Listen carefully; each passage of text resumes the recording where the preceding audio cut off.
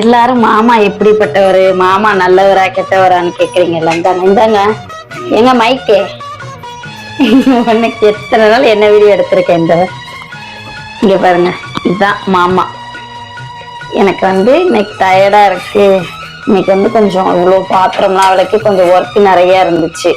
அதனால எனக்கு டயர்டா இருக்குன்னு தோசை ஊத்துறாரு.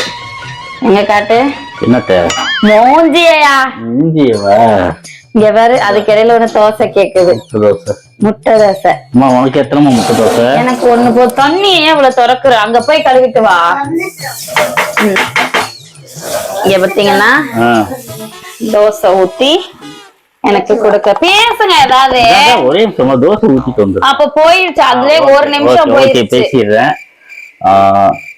நான் என்ன சொல்றேன், நாங்க எல்லா வீட்டுக்காரும் என்னை மாதிரி இருந்துட்டாங்கன்னா புருஷன் பண்ற கட் பண்றேன். அவ்வளவுதான் முடிஞ்சு. சொல்ல பேச பொண்டாட்டிய லவ் பண்றவன் வாழ்க்கையில ஜெயிச்சு யாரு பொண்டாட்டிய அவன் பொண்டாட்டி அவன் லவ் பண்ணணுமா? நீ என்ன சண்டை முட்டி விடுற? அதானே பார்த்தேன். ஏன்னா மைனுக்கு முட்டை தோசையா கொடுத்து நகத்து. ஏற்கனவே போண்டா மாதிரி இருக்கீங்க அப்பாவும் பிள்ளையும். பாருங்க. ஆனா என்ன ஒண்ணு தெரியுமா, இவர தோசை ஊத்தி தர சொன்னேன்னு வச்சுக்கோங்க, அடுப்பு மேட அடுப்படிங்க வீணாக்கி அதை நான் கழுவுறதுக்கு நானே தோசை ஊத்திடலாம். சரி, வணக்கம் சொல்லுங்க. வணக்கம். தோசை எல்லாம் சாப்பிடுங்க. எல்லாரும் பொண்டாட்டி தோசை ஊத்தி கொடுங்கன்னு சொல்ல. அவங்க பொண்டாட்டிக்கு அவங்கவுங்க தோசை ஊத்தி கொடுத்தீங்கன்னா வாழ்க்கை மாவும் அடுப்பு மாதிரி ஒத்துமையா இருந்துச்சுன்னா நல்லா இருக்குங்க. அவ்வளவு. உனக்கு எத்தனை தோசைமா?